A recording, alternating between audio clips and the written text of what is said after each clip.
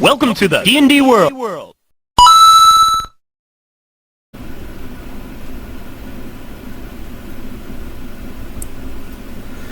Hey everybody, this is Dave on CRPG Dungeons & Dragons Night, and it's pretty late right now. It's like 11:20 p.m.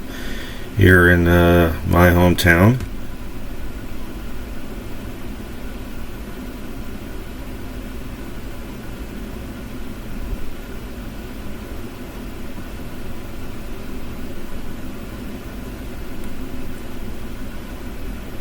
Give me just a second here, clear that off the screen. Okay.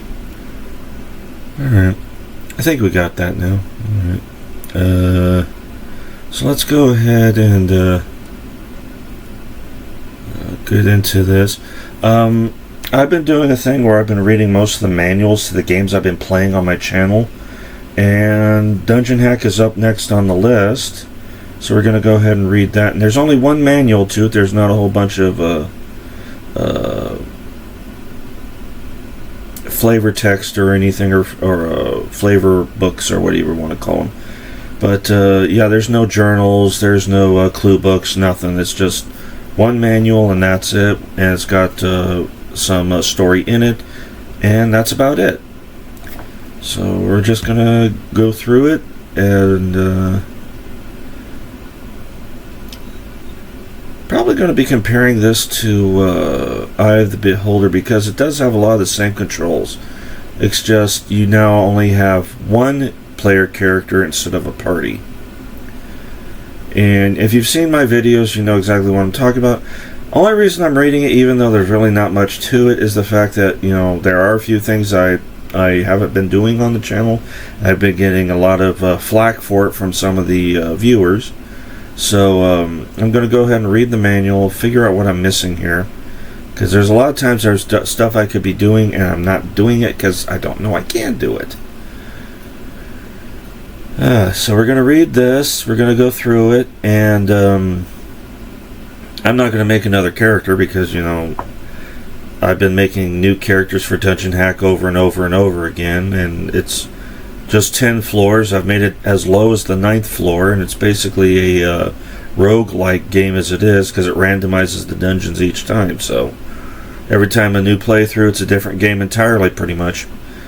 So what we got here is we got the introduction, welcome to Dungeon Hack, getting started quickly, what comes with this game, copy protection, clicking with your mouse, creating a character, all about the characters of Dungeon Hack, character basics, creating strong characters.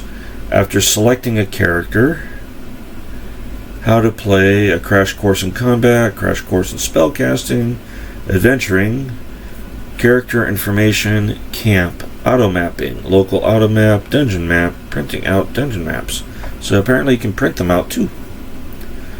You got a Hall of Fame, magical objects, customizing settings, spells, mage spells, cleric spells, strategic for use spells, strategies for use spells, excuse me, adventuring strategy, attacking opportunities, and more hints. Then you got a little bit of a bestiary, 47, tables, we got objects you may find in Dungeon Hack, experience levels, and ability scores, index of spells, designer notes, event horizons, name change. Oh, Event Horizons name change. Okay, that was one title, and I said it as two separate things. Okay, so here's the introduction. Welcome to Dungeon Hack, and it's only a small little blurb right here. It doesn't take up like 2.5 books, or 2.5 pages. Excuse me. Welcome to Dungeon Hack. Explore countless new dungeons in a game that never has to be the same twice. Send your character on a quest after quest down through the many pits, traps, and puzzles of Dungeon Hack. Take control if you wish, and generate a new dungeon for every game. The random dungeon generator gives you the power to create a strikingly fresh layout every time. Where other games allow a few novel choices the second time around, Dungeon Hack delivers many combinations of play, a variety of magical and non-magical items to be found in each game, and a bestiary stocked with over 50 formidable foes. I think I've only made it up to about 25. Maybe a little higher, I'm not too sure. With Dungeon Hack, you spend more time playing than learning to play. Your character grabs a sword from inventory, finds a scroll, or casts a deadly spell, and all the actions take place in a single screen. There's no time to switch from screen to screen in real time. 3D environments, so everything is quick and easy to use. Click on that key your character needs to open the door, move it from inventory to the top of the keyhole, then click again. It's that easy. Obviously. Decide for yourself how many levels make up a dungeon, whether the creatures are deadly or dull, and if multi-level puzzles abound. When you choose, Dungeon Hack allows almost every aspect of play to be tailored to your imagination. With this customization option, we put you in charge. The time has come. A grand adventure awaits. Swords shall be sharpened, spells prepared, and shields raised. For many dangers await within the menacing halls of Dungeon Hack. Getting started quickly. Lent. To start right away, select one of the pre-generated adventurers instead of creating one of your own. Your success in Dungeon Hack depends on the skills and talents of your character, so read on. Even when starting with a pre-generated character, the sections all about the characters of Dungeon Hack, starting on page 4, and how to play, starting on page 13, are important. What comes with this game? Your game box should contain this rulebook, game discs, and a data card. The rulebook explains how to play and contains handy references on characters, monsters, and spells. To play, install your discs according to the instructions on the data card, which also shows how to start quickly with a pre-generated character. Copy protection. There is no physical copy protection on your Dungeon Hack discs. This allows you to make copies of the discs and put the originals away for safekeeping, a procedure we recommend. Which we don't really do that anymore because we don't have the discs anymore. To assure you with a legitimate copy of the game, questions appear on your screen during play. When this happens, find the correct word in the rulebook and use it to answer the question. Click with your mouse. In this book, the term click means to move the cursor to the desired area on the screen, then to press either the left or right mouse buttons. Right click means move the cursor to the desired area and press the right mouse button. Left click means move the cursor to the desired area and press the left mouse button. Creating a character. Excuse me.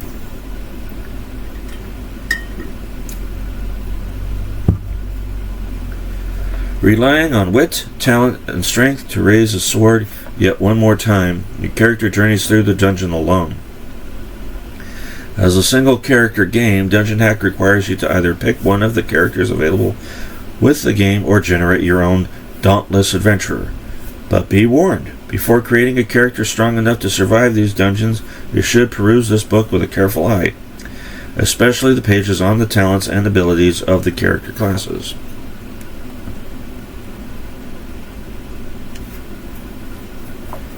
Generating a character. The race, sex, class, alignment, and attributes of your character are up to you. However, a selection in one area may limit your choices in another. If you make your character a paladin, for instance, the only alignment available is lawful good. It is impossible to be anything else. As you make your choices, selections which become restricted dim out, letting you know they are no longer available. Change your mind? You do not have to start all over. In this example, if you decide that you have a lawful good character, you need only change the class of your character from paladin to something else. Of course, your new choice may cause other restrictions. Hello, viewer. The choices you make also affect the armor class and hit points of your character. Hit points increase or decrease depending on the class and constitution you've chosen. While armor class values change according to your character's dexterity, terms such as armor class, hit points, constitution, and dexterity are explained later on. Well, if you played the other D&D games up to this point, you pretty much know what they are. But we're going to read them anyway. Look under ability scores on page 69 and other characteristics on page 10. Character generation screen. When you choose to create the character generation screen is displayed. This screen appears within a set of scores automatically in place representing your character's attributes. You can modify your character's attributes and your character's hit points as you wish. To do this, move the mouse pointer over the score you wish to change. Then watch as the cursor takes the form of a mouse with a plus sign on the right and a minus sign on the left. Point that arrow on the top of the mouse-shaped cursor to the score you wish to modify or to your character's hit points. Right-click increases value, left-clicking decreases them. Reroll assigns new scores to the displays attributed on a random basis. As the name implies, it's a new roll of the dice. However, invulnerable, infinitely powerful, or supremely brilliant you may wish your characters to be, there are limits. Attribute scores and hit points cannot be increased beyond them. Scores also change automatically if they fall below the prerequisites for any chosen race or class. Elect a paladin, our favorite example, and the game ensures this warrior goes into battle with at least a strength of 12, a constitution of 9, a wisdom of 13, and a charisma of 17. Before playing, personalize the game with a portrait, heroic name, and a short history for your stalwart traveler. Select one of the available portraits to represent your character, then type in the name of your choice. The opportunity for life's history follows. Perhaps a brief explanation as to why you named him Krug the Unsavory. Don't think I've ever run into that before.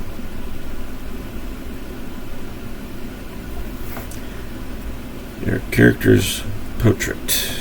The portrait is a picture that represents your character during the game. A variety of handsome male, charming female, and otherwise generally eccentric portraits have been provided for you to choose from. All about the characters of Dungeon Hack. Well, we're made it up to the 4th page, and I'm only 12 minutes in. Nice. 6 races inhabit the world of Dungeon Hack. Of these, humans prove the most numerous and adaptable, but only you can decide if they are the most fun. While the race of your character is important, there is another quality critical to his success, his class. This description of talents and abilities falls into one of 7 basic categories, including cleric, fighter, ranger, mage, paladin, thief, and bard. Some races boast talented men and women able to handle more than one occupation at a time. These are referred to as multi-class characters. Physical and mental powers are defined by a character's ability scores. These are strength, intelligence, wisdom, dexterity, constitution, and charisma. Races. There are 6 races of characters to choose from. Human, elf, half-elf, dwarf, gnome, and halfling. Yeah, they don't have half-orcs yet. I keep looking for half-orcs, but they don't have them just yet. While all races can become experts in fighting, some are more adaptable than others, and a few can wield powerful magic. Only humans may join the paladins, those elite warriors battling in the name of truth. Each race possesses certain strengths, which show up as modifiers to their ability scores. Okay, now we're getting into the races. Dwarves. Combine the qualities of the ferocious and the artistic. They are as at home crafting a circle of jewels as they are wielding an axe in battle. Firm muscle accounts for much of their average 150-pound weight. Only 150. Although at a mere 4 to 4.5 feet in height, dwarves appear stocky at best. They are tenacious and demonstrate a fanatical courage through most of their 4 centuries or more of life. Their weapons and other dwarven crafted wares command high prices in the marketplace. Part of the dwarven's mystique is their innate resistance to spells and to many poisons. Dwarves are, by nature, non-magical creatures. Ability score modifiers: Dexterity -1, Constitution +1, Charisma -2. Allowable classes: Cleric, Fighter, Thief, Fighter Cleric, Fighter Thief. Level restrictions: Cleric 13th level, Fighter 18th level, and Thief 15th level. Elves spend much of their time in the company of nature as far from the cities and towns as possible. Because of this, they are often thought to be haughty and cold, especially when forced into the company of others. At their best with a bow or a song, elves may spend more years in playful wandering than most other creatures live. Their lifespan can exceed 1,200 years. Elves are distinguished by their fine features and pointed ears, and when standing beside the average man, they appear a bit shorter than most. Taught archery from an early age, elves receive a +1 bonus with any type of bow, and with both short and long swords. Mages find them resistant to any type of sleep or charm spells, but unfortunately raise dead spells do not affect them either. Ability score modifiers: Dexterity +1, Constitution -2. Now, AD&D is the only version I know of, because I've only played 3rd, 4th, and 5th, where they mention that elves cannot be resurrected. Does anybody know if that was an earlier thing before AD&D, like with basic and what was it? The original white box. If anybody knows, let me know in the comments, or here, since I'm doing a live stream right now here in chat. I'm kind of curious. Gnomes may be the world's first practical jokers and have proven reputation as enthusiastic pranksters. Carefree and lively, it is often as difficult to believe they are akin to dwarves as it is to get any gnome to admit the relation. They live to be around 600 years old, an age reached in part because of their resistance to magic. And I forgot to read the ability scores and stuff for the elf, so I'm going to read that first, then I'll read the gnome. Ability score for an elf is score modifiers are Dexterity +1, Constitution -2. Allowable classes are Cleric, Fighter, Mage, Ranger, Thief, Fighter Mage, Fighter Thief, Mage Thief, Fighter Mage Thief. Level restrictions include Cleric, 15th level, Fighter, 15th level, Mage, 18th level, and Thief, 15th level. Okay, and I read gnomes already, so I'm just going to go straight to their gnomes' ability scores and stuff. So, ability score modifiers: Intelligence +1, Wisdom -1. So, they probably make good. I was going to say mages, but apparently they can only do clerics. So, never mind that. Allowable classes are Cleric Fighter, Thief, Cleric Thief, Fighter Cleric, Fighter Thief. Level restrictions include Cleric of 12th level, Fighter of 14th level, Thief of 16th level. Now that's kind of interesting, because usually the Thief is the one that allows you to max out as far as you want to go with it, but apparently not in this one.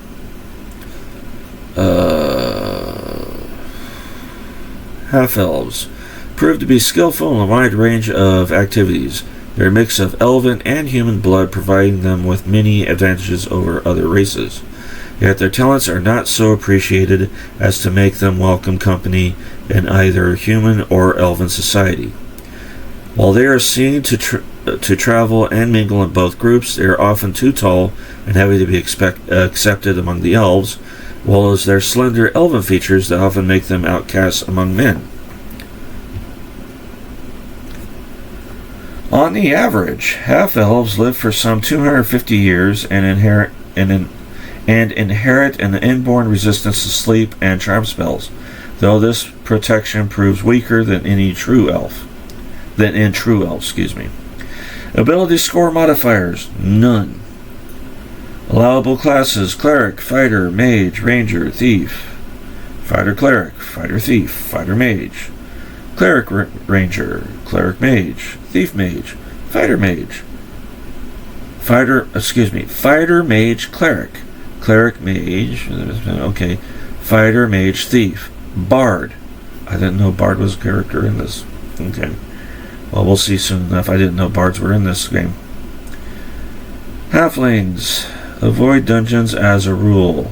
Their backsides are accustomed to the comfort of padded chairs, and their feet enjoy resting atop mounds of well-feathered pillows.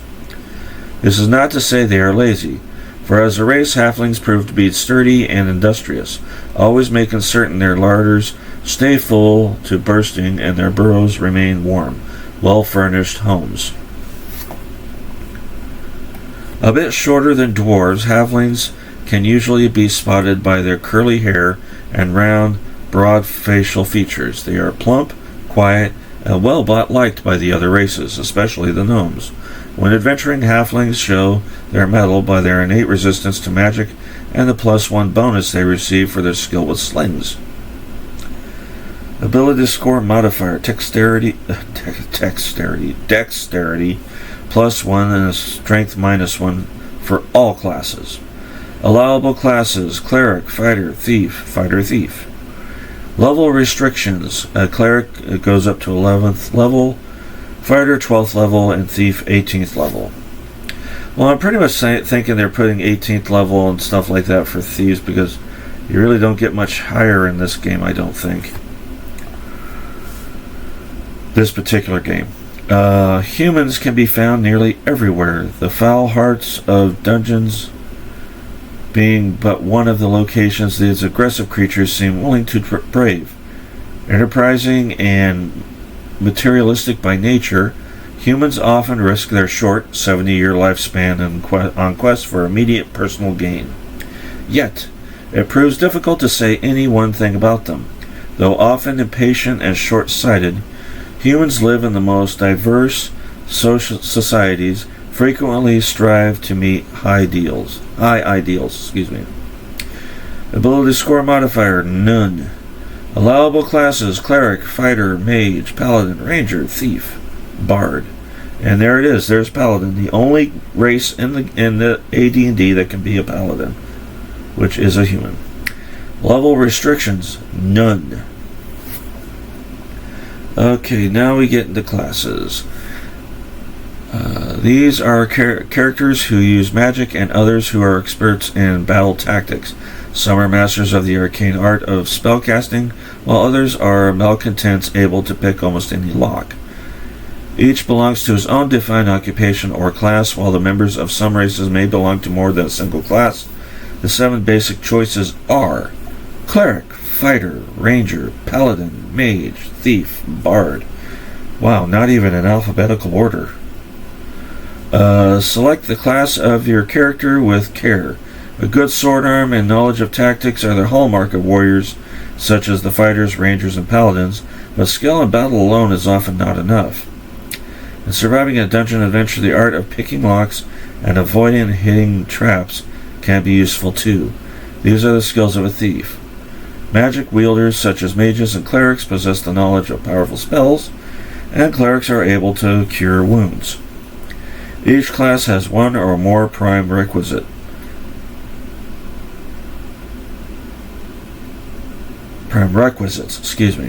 Ability scores that are important to the class. A character with requisite scores of 16 or greater advances faster in levels. Clerics may be the most favored class of the gods, for they receive their powers directly from them and cast spells through their holy symbols. Yet no cleric battles his adversaries with faith alone, preferring instead to back up magic with the authority of a mace or a flail. Limited to using blunt impact weapons, clerics are not opposed to wearing a good suit of armor on their journeys.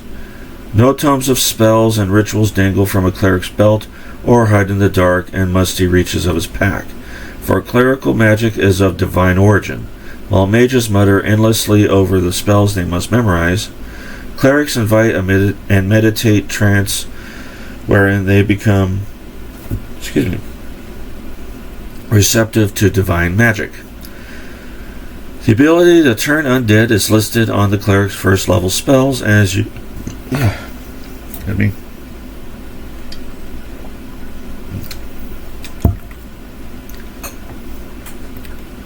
The ability to turn undead is listed on the cleric's first level spells and is used like a spell, giving the wielder powers against undead monsters such as skeletons. Because this is an ability, it does not go away when used. As clerics advance in levels, they gain more spells and greater power against the undead. Clerics with wisdom of 13 or higher gain extra spells, so the cleric wisdom spell bonus table on page 66. Prime requisite wisdom. Races allowed: human, dwarf, elf, gnome, half-elf, halfling. So all 6 of them. Weapons allowed: mace, flail, staff, sling. Still nobody talking. Fighters often tread in harm's way, relying on a strong sword arm and their brave, sometimes foolhardy natures to win the day. Training and the use and maintenance of all types of weapons and armor. Fighters can utilize any available piece of hardware without restriction. This includes magical items such as rings and gauntlets. Like practicing athletes, fighters improve their skills and speed as they move up in levels.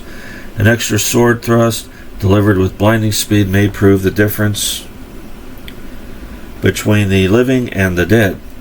And high-level fighters such as paladins and rangers are able to attack more often with such melee weapons. Prime requisite: strength. Races allowed: all. Weapons allowed: all. Why didn't you just say all with races allowed on the other one? I don't know.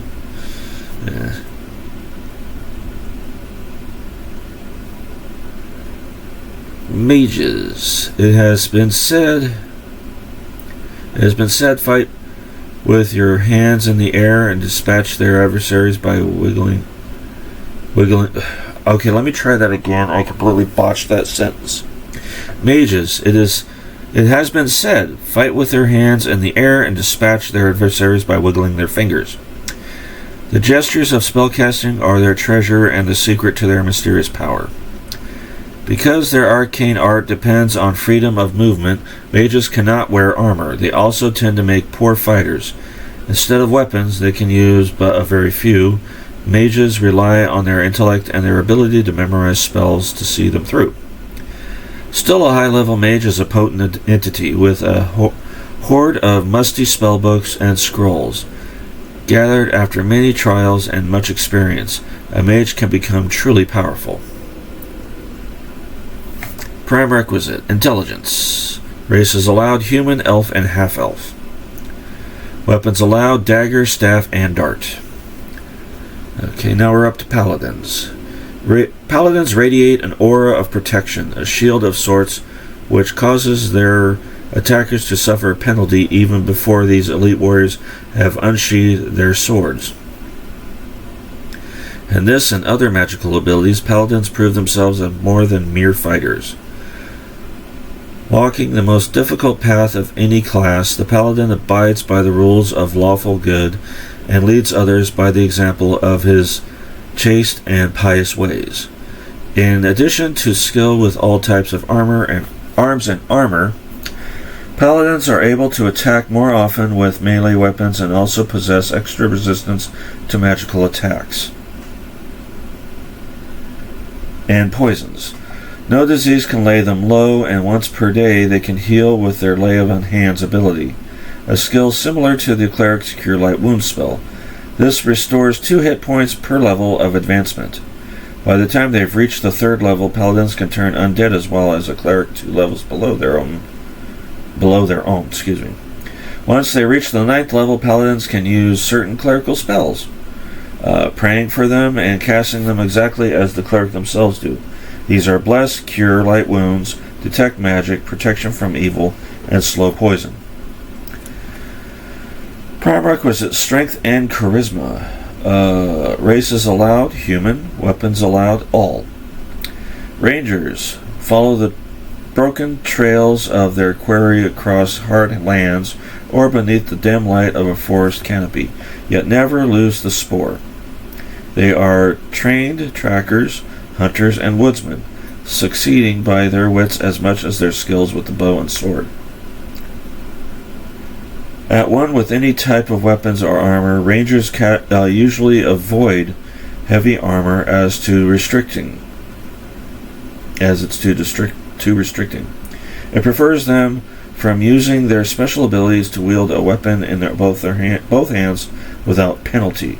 For this reason, they are seen more often in studded leather or other lighter armors. Rangers, like other high-level fighters, can attack more often with melee weapons. Prerequisite: strength, dexterity, and wisdom. Races allowed: human, elf, and half-elf. Weapons allowed: all. Thieves accept no single rule or philosophy by which to run their lives. While some with sleight of hand may steal change from a beggar's cup, others may share their ill-gotten prizes with the less fortunate. Still others see themselves as basically good businessmen with perhaps a slight character flaw. In a dungeon, an experienced thief of many levels is proficient at picking locks and avoiding whatever traps have been laid to catch the unwary. To move freely and quietly, thieves prefer to wear leather armor, though they are not averse to traveling well armed. Prerequisite: dexterity. Races allowed: all. Weapons allowed: all. Bards. Oh, here we go with bards. There better not be a dirty joke in here, I swear. Bards hold in their hearts the knowledge that they know and can do everything, though a more objective eye might see them as the world's great amateurs. It is true they generally prove themselves to be well-rounded individuals with the knowledge of many skills and the blessings of more than a single talent. Poets, songsmiths, men of words and wit, bards often find themselves dabbling in the arcane arts. Upon reaching 2nd level, a bard gains the ability to cast wizard spells. By the 10th level, a bard can attempt to use scrolls and books of magic.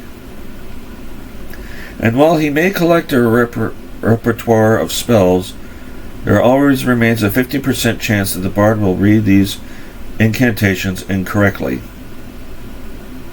Besides a smattering of magic, bards trust their knowledge of picking pockets, climbing walls, reading languages, and detecting noise like a stealthy rogue.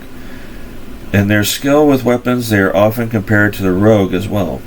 Although they cannot use a shield, bards are comfortable in any armor up to and including chainmail. A bard can be lawful, neutral, or chaotic. He or she can be good or chaotic, but in all cases, he or she must be partially neutral.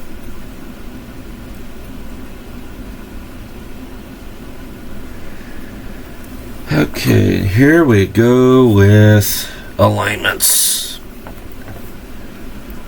Okay, alignments. In your character's fictional past, every time he or she stole food from the orphans to buy breakfast for the king, or conversely went to the temple early for an extra hour of prayer, he or she has demonstrated a certain alignment or philosophy of life. There are 9 possible alignments, although a character's class may limit your selections. Paladins, for instance, can only be lawful good. You keep bringing up paladins, Demas. The writer of this manual loves paladins. He's got a boner for them, apparently.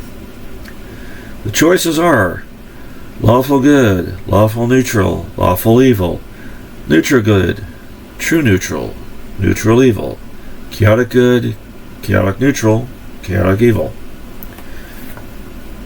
Does your character carry a prayer book close to his or her heart and offer gestures of blessing to all passers-by? If so, the character can be described as lawful good. A person who believes strongly in society and in acts of individual altruism. The chaotic evil cousin, on the other hand, might enjoy tossing large stones through temple windows. Two parts make up a character's alignment, and both are equally important: worldview and personal ethics. Worldview. Lawful means the character works within the framework and rules of a society. Neutral means the character moves between valuing society and valuing the individual. Chaotic means the character values the individual above society and others. Excuse me. Personal ethics. Good indicates the character acts in a more moral and upstanding manner. Neutral indicates the character leans towards situational ethics, evaluating each set of circumstances. Evil indicates the character acts either with no regard for others or in an overtly malignant manner. Okay, now we got to ability scores. These numbers are a summary of natural faculties and abilities. Your character's summary includes the following faculties: Strength, STR, Wisdom, WIS, Constitution, CON, Intelligence, INT, Dexterity, DEX, Charisma, CHA. Every character brings a different combination of strengths, weaknesses, talents, and abilities to the game. Fortunately, no super character endowed with a mighty sword arm, the ability to cast spells, devastating magic, and the gritty street knowledge of a thief exists. It would hardly be fun to play if they did. Oh. Instead, the game uses scores to keep track of a character's various abilities. High scores show strengths in a particular area, low scores the opposite. A number between 3 and 18 goes to make the base score. Modifications to the base score caused by the character's race are automatically factored in by the computer. The highest any score can be is 19 unless boosted upward through magic. Strength provides a measure of effectiveness in battle. As the word implies, physical power, muscle, and stamina are being gauged. Stronger characters are able to swing a sword or mace more often and therefore receive bonus for the extra damage they do. Fighters, rangers, and paladins are capable of extraordinary feats of physical prowess and so may possess strength scores higher than 18. These special scores are displayed as a percent value following the base strength, such as 18-23, where 23 means 23%. Unfortunately, halflings, even halfling fighters, cannot acquire the exceptional strengths.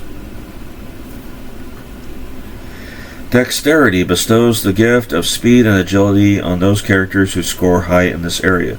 Accuracy in firing a bow or in letting loose with a sling rate as other advantages of being dexterous, as well as receiving bonuses to one's armor class.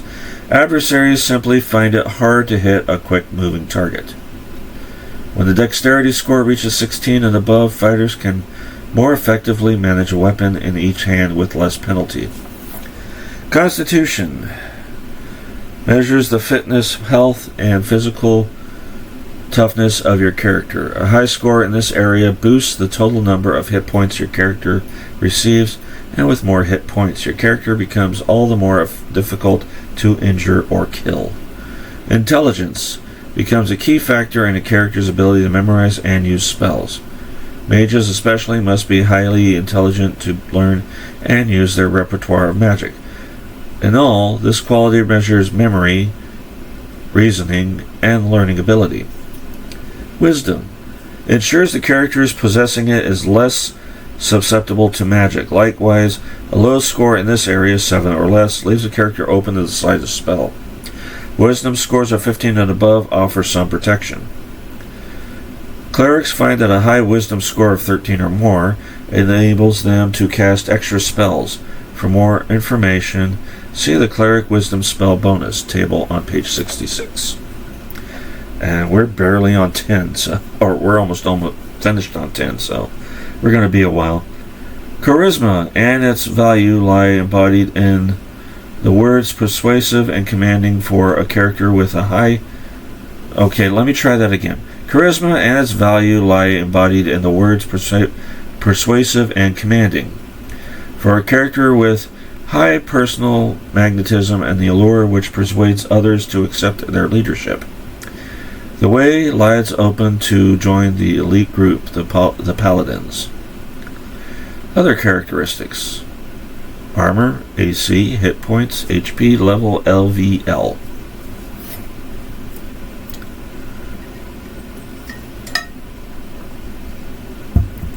Five other elements of a character define performance at any given point. Okay, that was a weird sentence. Unlike race or class, these scores change constantly based on a character's actions. Either what the character is doing or what's being done to the character. They are armor class, hit points, experience points, level, and alignment.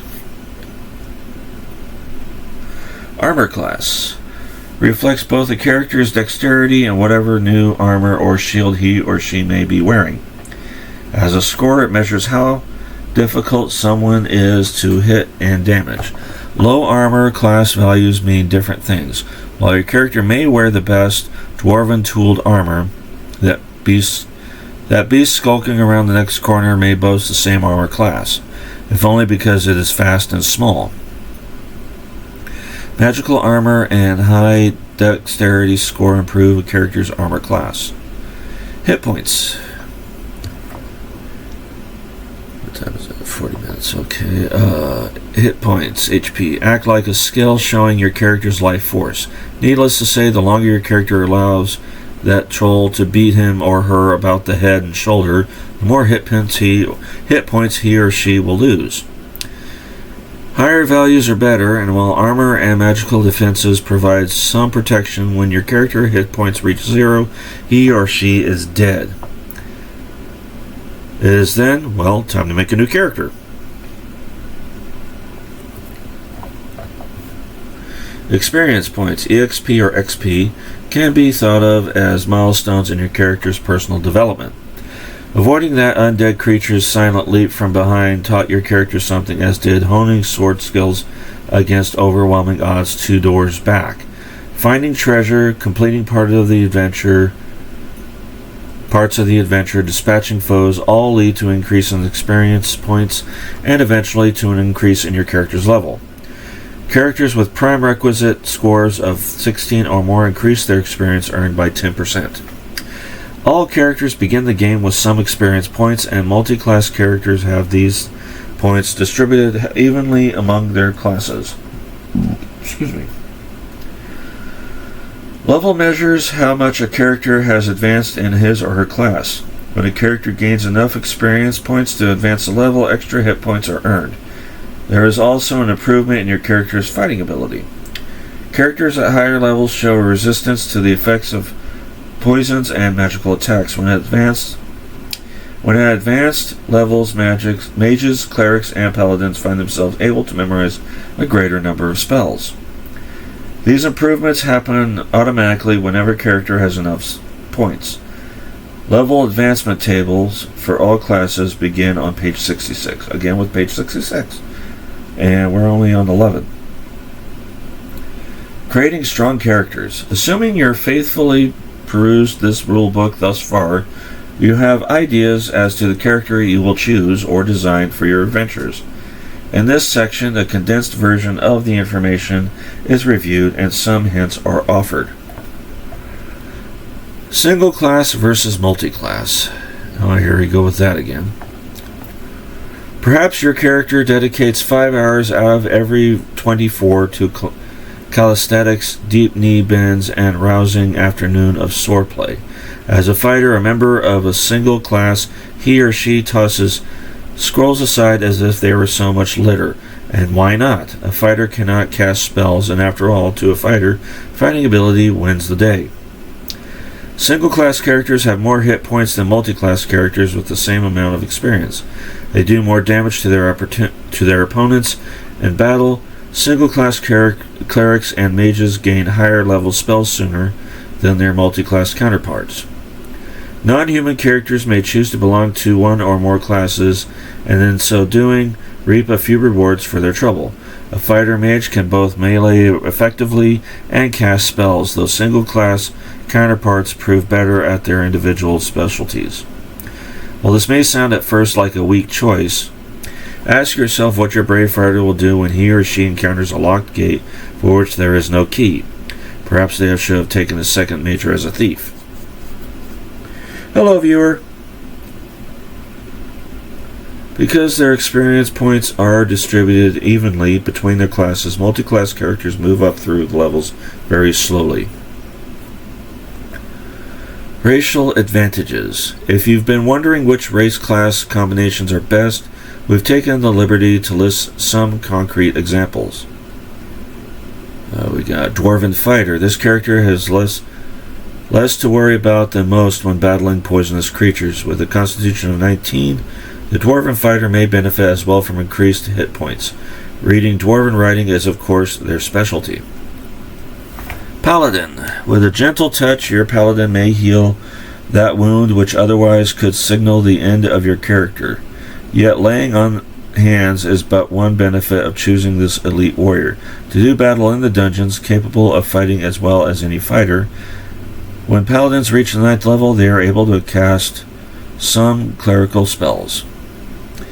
Elven Mage. Moving swiftly, your Elven Mage steps between the paths of two hurtling arrows, demonstrating inhuman grace and dexterity, benefiting from a high armor class due to dexterity and the ability to gain levels swiftly as a single class character. The Elven Mage boasts a maximum constitution of 17 and a maximum dexterity of 19. They also read Elven writing. Human or half-elven cleric. Proud of their often formidable intellects, these single-class characters gain levels swiftly. They can ascend to the maximum wisdom of 18, and in so doing, acquire the maximum number of bonus spells. A good human or half-elven cleric can attain the maximum levels permitted in the game. Half-elven fighter, mage, or cleric. If only this character can survive long enough, his various talents show promise in overcoming any obstacle a dungeon may offer, with the exception of lockpicks. Specialty of thieves. Your half-elven fighter, mage, cleric can employ every item in the game. But while drawing a sword, casting a protection from evil spell, or healing that chimera bite are all possibilities, he or she can do none as well as a single-class character with the same amount of experience. They rise in levels very slowly and have few hit points to call their own for most of the game.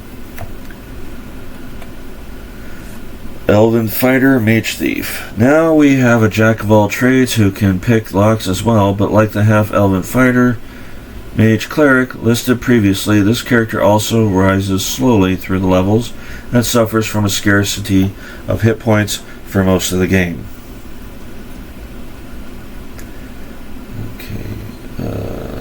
Go for another 12 minutes and I'll take a quick break. After selecting a character, once you have selected a pre-generated character or have finished designing one of your own, a game difficulty screen appears. To go right into play, choose the easy or moderate difficulty level and proceed. Before playing the hard setting, please read the warning which follows. Warning! If your character dies after you have selected to play the hard mode, all saves pertaining to that character are lost. This is the character death reel option for hardy game players, and we recommend you read more about it in the game environment options section on page 26 before choosing this setting. So yeah, if you pick hard level, you get to have permadeath. The game difficulty screen also allows extensive customization of the game. For more information, see customization settings as you like it on page 25. Once you have selected a level, the game begins. How to play. A crash course in combat. Basic training. To attack, your character must have his or her weapon in hand and ready. By in hand, we mean the weapon is in your character's hand. a feat you can accomplish by clicking the mouse on the weapon and moving it into your character's hand. By ready, we mean the weapon is in a usable condition. If it is not, the weapon will be shaded out. To right-click or left-click on a ready weapon. It is possible to have an item in hand but not ready. Two-handed weapons demand the attention of all 10 of your character's fingers. While the weapon appears to be in one hand on the screen, the other hand is shaded out. You could place a weapon in the grayed out hand, but it will be of no benefit. Melee, thrown, and ranged weapons compose the three basic types of arms your character uses. Right-click on the ready weapon and your character lunges to the attack. While it seems easy, keep some common sense rules in mind. Thrown weapons have to be retrieved after a fight and made ready again. Ranged weapons, such as bows and slings, require ammunition. Arrows are conveniently carried in your character's quiver, while rocks for slings can be placed anywhere in the inventory. Fire ranged weapons by right-clicking on the ready weapon on the adventure screen. As with thrown weapons, however, you will have to have your characters retrieve the ammunition used. Crash course in spellcasting. Well, this is not a crash course in dental work. Mages and clerics contest with the evil that slinks through the dungeons by magic means, fighting and healing wounds with spells. The cost of wielding magic is that it drains a character's power, and they must rest in order to regain their spells. Once spells are memorized or prayed for, they are ready to be used. However, once employed, a spell is forgotten and must be Excuse me. However, once employed, a spell is forgotten and must be memorized again. I read the wrong sentence. Once spells are memorized or prayed for, they are ready to be used. However, once employed, a spell is forgotten and must be memorized again. If your character is a spellcaster, a piece of sound advice would be to have them rest and either pray for spells or memorize them before engaging in combat. As a mage, your character searches for a unique treasure, new spells to add to his spellbook. These he must memorize before bringing their weapons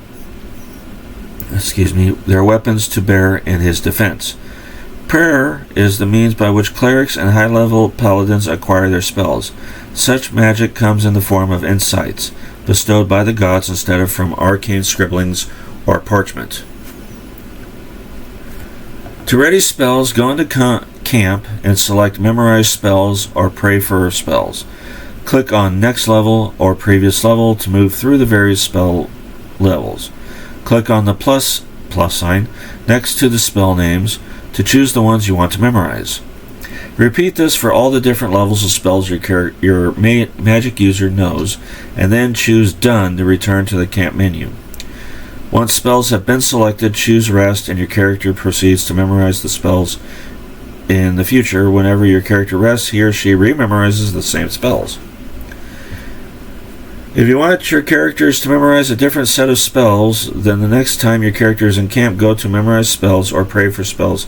Click on the minus sign next to the spell you want to remove, and then click to the plus sign next to the spell you want to add. Cast all spells from the adventure screen to do this.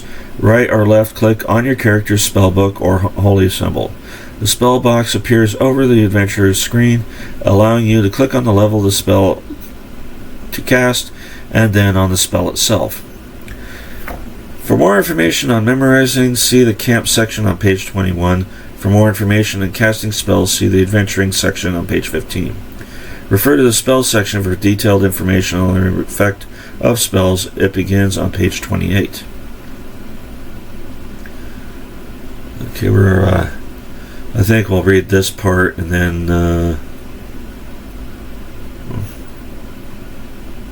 nice artwork. Let's see. Ooh, boy, yeah, I might not finish this tonight.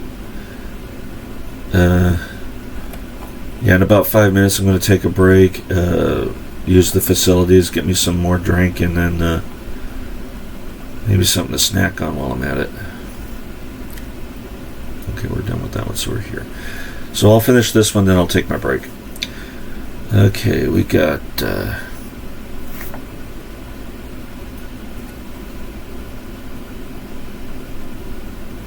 I want to get a closer look at that. There we go. Okay, we got 3D view, items, turn left, move forward, turn right, move back, move left. Message area, character portrait, attack secondary hand, attack primary hand, and compass. Okay, now we can go back. A little too small there. There we go. There we go. Okay, adventuring. All movement, combat, spellcasting, exploration in Dungeon Hack takes place from the adventuring screen. When other screens are active, they appear to overlay parts of the adventuring screen. Things you can do from the adventuring screen. Attack opponent. As previously mentioned, launch your character's attack by right or left clicking on a weapon, which is in hand and ready. Once used, a weapon will be shaded out until it is again made ready, perhaps by replenishing its supply of ammunition. Fighters, paladins, and rangers can carry and fight with a second weapon, but may suffer a penalty to their combat abilities. Bash objects. Left-click or right-click on your character's in-hand weapon to destroy, if possible, an object that's in the way. You know, there's those sections I don't think I've ever tried hitting with anything, so maybe I should try that next time. Camp. Click on the camp button at the bottom left side of the screen. You can save the game, turn sounds on and or off, have spellcasters memorize their spells, and more. For details, see the camp section on page 21. Display dungeons level automap. Activate this action function by right or left clicking on the local automap display in the lower left hand area of the adventure screen. Cast cleric spell. By the right or left clicking on their character's in-hand holy symbol, you allow your character to cast a spell. Click on the spell level button from the spell menu and then on the spell to cast. Cast mage spell. By right or left clicking on your character's in-hand spell book, you allow your character to cast a spell. Click on the spell level button from the spell menu and then on the spell. Cast spell from cleric scroll. Right or left click on an in-hand scroll. This scroll is consumed when the spell is cast. Cast spell from mage scroll. Right or left click on in-hand scroll. The scroll is consumed when the spell is cast. Check character status. If your character's portrait is normal, the character is conscious. The spell effect box surrounding the character shows if the character is protected by spells. A yellow spell box represents a spell that mainly defends against physical attacks. A red spell box represents a spell defending against magical attack. A dashed spell box signifies the multiple spells are in effect. The hit points bar displays your character's current condition. If it is green, your character may be injured but is in good shape. If it is yellow, your character is gravely wounded. To display hit points as a numeric value, click on bar graphs from the previous preferences menu under camp options. Turn the bar graphs on or off. Drink a potion. Right or left click on an in-hand potion or select the potion, move it over to the character's portrait, and then right click or left click. Drop an item. Left click on an item, carry it to the 3D view, and click on it again below the center line of the window to drop it. To throw an item, click over the 3D view center line. Okay. That's just like Eye of the Beholder. Examine character information. Click on the portrait of your character as if it appears on the adventure screen. To examine part of the 3D view, click on dungeon features such as writing on the walls. Information and about the selected item appears in the next window. Fire a ranged weapon, bow, or sling. Right or left click on any in-hand bow or sling. To prepare a ranged weapon, place the weapon in the character's primary hand. As you fire the weapon, ammunition will be expended from either the quiver, arrows, or belt pouch and backpack. Sling stones. This assumes ammunition is available. Throw a ranged weapon. Right or left click on any in-hand dagger or dart. Replacements are automatically drawn from the bottom of the character's belt pouch if they are available. Force open a gate. Click on the bottom of a partially open gate to try to force it open. Don't think I've ever run into those, but I'll keep an eye out. Move in dungeon. Click on the movement areas in the lower right corner of the screen. Navigate in the dungeon. Watch the compass to maintain your orientation and to map the various levels. Okay, we'll continue with this, I guess. Open a gate. Click on the release lever or button near the gate. Some gates are locked or guarded by hidden traps and can only be opened with keys or special actions. See force open a gate and unlock a gate. Paladin heal. Right or left click on an in-hand holy symbol. Click on the first level spell button, then click on lay on hands ability. The paladin will be healed for the appropriate amount of points. Pick a lock. Left click on the thieves lock pick. Place it over the lock and click. Thieves automatically attempt to disarm any traps they find associated with locks. Pause the game. Click the camp button at the bottom left side of the screen. This brings up the camp menu and pauses the time in the game. Ready a new item. Left click on the item and move it over to your character's hand. Then left click again to let it in to put it in place. Take an item. Left click on an item to place it in the backpack or belt pouch, or to have your character wear it. Carry the item over the character figure. Now place over the item's destination. Treasure, food, weapons, and other items can be found through the dungeon. Please note that in this 3D adventure, your character needs to be adjacent to an item to pick it up. Sometimes an item will be in sight but out of reach. Throw an item. Left click on an item, carry it to the 3D view, and click on it again over the center line of the window. To throw the object, to drop an item, click below the 3D view center line. Well, they already mentioned that before. They're just doing the exact opposite in this paragraph. This type of throwing is not the same as throwing a dart or dagger, which is described under fire a ranged weapon. Turn undead. Right or left click on your cleric or paladin's holy symbol. Click on the first level spell button, then click on turn undead ability. Unlock a gate. Left click on the appropriate key, place it over a lock, and click. View parchment. Right or left click on an in-hand parchment. Okay, now next we are going to do equipment, but I'm going to take a quick little break for one humongous meal later. Equipment screen. Let's get a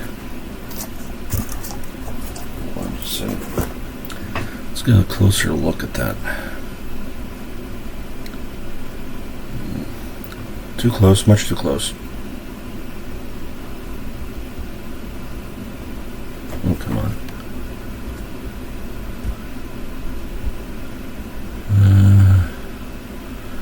There we go.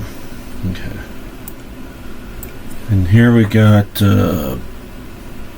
backpack, hit point bar, food bar, head, neck, belt,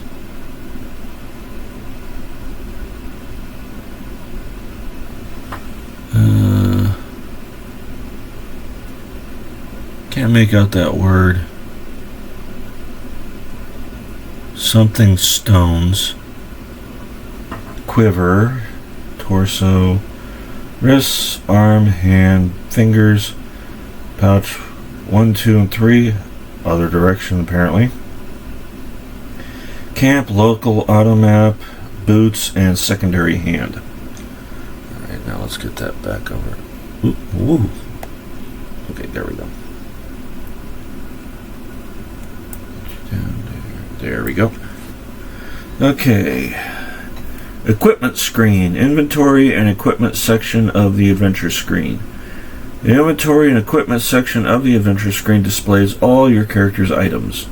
Items in the character's backpack and belt pouches are not readied and do not help the character, while those are worn on the character's body or in hand are readied and give any bonuses or penalties they confer.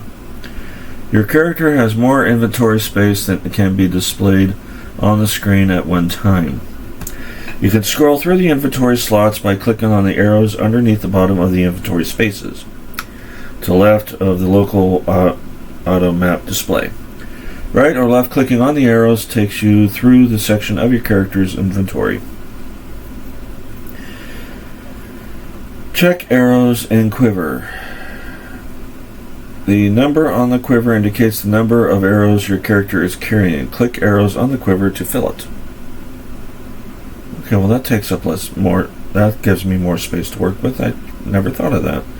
Check your character screen. Click on the portrait of your character to display information such as ability scores and experience levels. Let's scoot up here. Okay.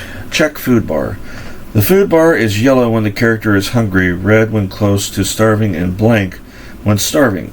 Starving characters cannot memorize or praise for spells. Okay, we made it up to 19. Eat. Click on a food packet, then bring it over to your character's face and right-click to eat. Keep items ready to throw. Keep weapons for throwing in the belt pouch. An item in the belt pouch is transferred to the hand when the character attacks with a thrown weapon. Which, when I was playing Eye of the Beholder, I did not know that was the case, that was what the pouches were for. Now I know, and now I'm going to be using that quite frequently now in both this and Eye of the Beholder. Scribe scrolls. Left click on the scroll you wish to scribe. Move it unto the top of the spellcaster's spellbook and right click to scribe the scroll.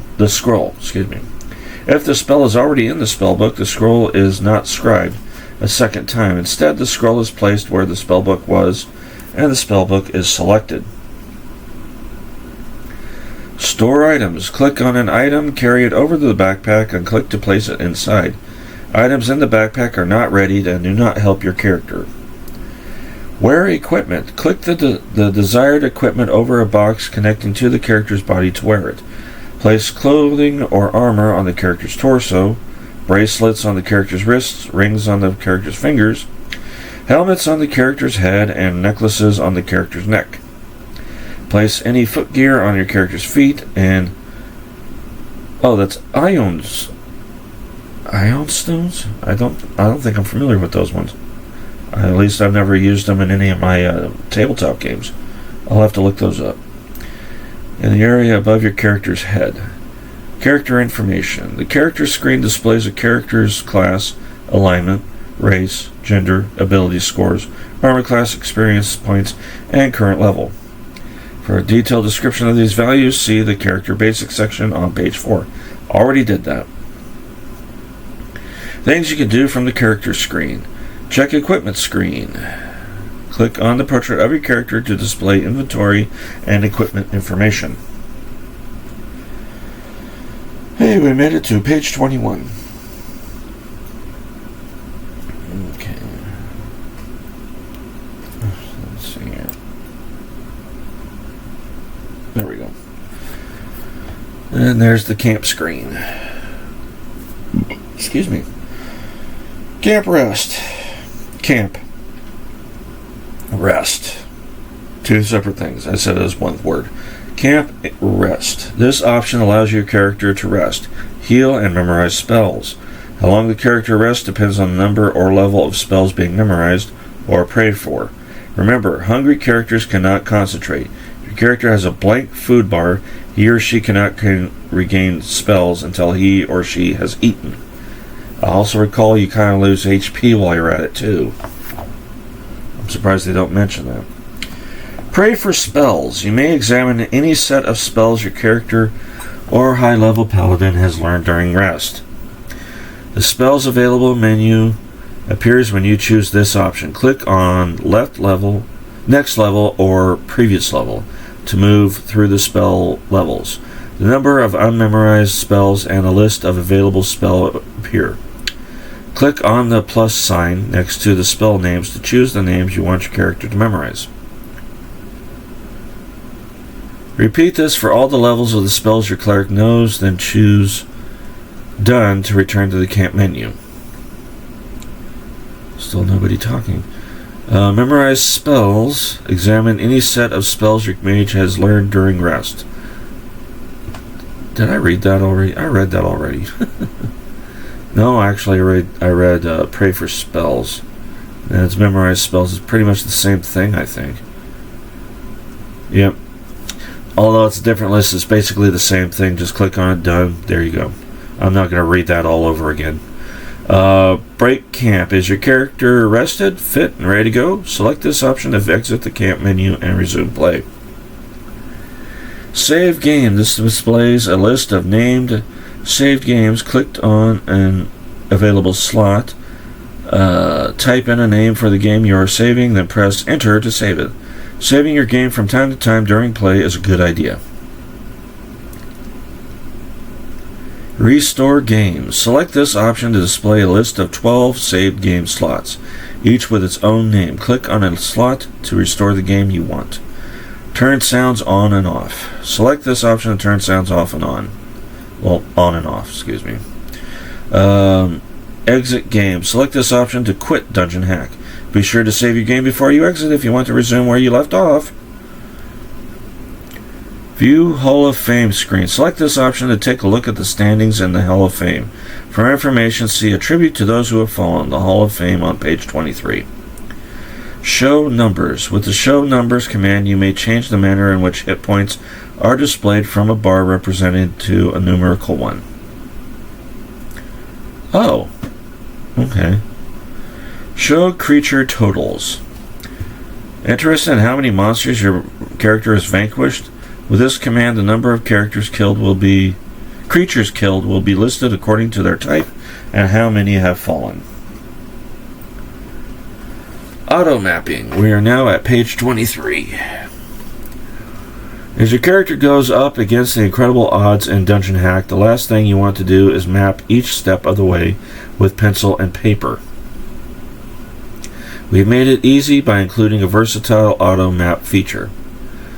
Local auto map. Most games played from the character's perspective suffer from a kind of tunnel vision. You can see ahead, but not to the side or rear.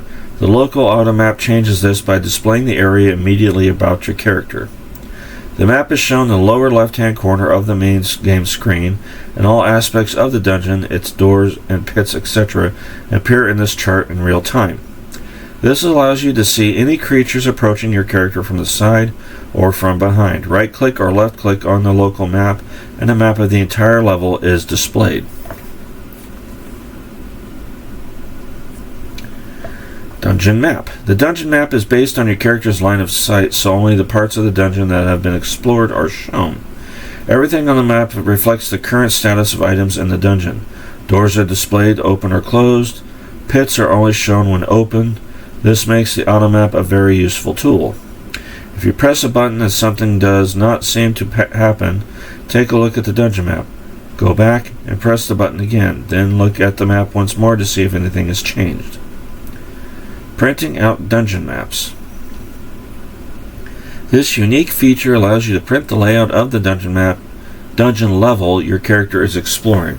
Print out a map by selecting the print map option on the right side of the auto map display. Special note: please be certain your printer is on and set up to print out a map. In order for the print function to work, the printer must be set to print the IBM character set. Refer to your printer instructions for information on how to set your printer, and if you're using a laser printer, be aware you may have to change printer font to the IBM character set. Okay, the Hall of Fame. A tribute to those who have fallen. From the camp menu upon let's try that again. From the camp menu, upon completing the game or dying bravely in the attempt, your character enters the ranks of the valiant. A screen appears comparing your character with others who have died in the dungeons of Dungeon Hack, as well as those victorious heroes who have made it all the way through the game. Each hard-won experience point earned at sword's length or by the crafty use of your character's talents now proves its worth. Your character's final level is displayed, ranked by the number of experience points earned during play. A few heroes on the list are characters used by the skilled game testers at SSI. How well does your score compare to the creations of these expert game players? If you fared badly, try again and again. Challenge fate until one of your character battles to the forefront of the rank of the valiant. You can also see how well your characters have done compared to the creations of a friend who is playing Dungeon Hack. Magical objects. Relics from the past, magical objects of power. Each game of Dungeon Hack contains sets of powerful special objects your character can find. These objects once belonged to men and women who lived out their lives in ages past. Though they bestow great power upon the individuals, the objects were thought lost forever until now. With a sharp eye and ready wit, your character can find many of them within the walls of the dungeon, and their power is for the taking. Remember, all of the objects are not in one place. Instead, they have been scattered throughout the dungeon. Each item bears the marks of those who once owned them, such as Fang the Fierce, a warrior; Midnight, a warrior femme fatale; the Barbarian King; Ravenna the Magician; the Wizard Onyx the Great; High Priest Mir; the High Priest Fus; Graeus the Devious, a thief. Okay, what are we doing on here? Okay, we're almost up to spells. We got strategies, and there's the monsters. Okay. There's a lot of them I've never seen before. We got the list of, which I'm not even going to bother with all that stuff. What's this here? Designer's notes.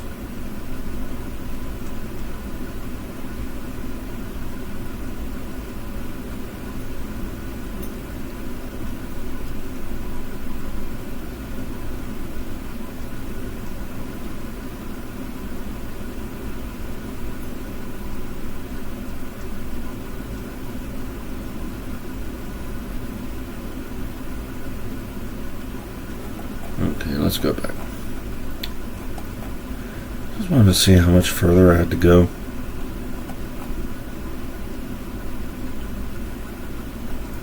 Alright, we were at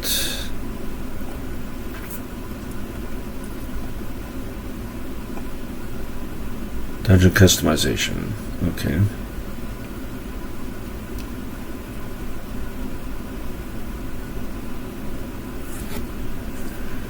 Okay, dungeon generation. Okay.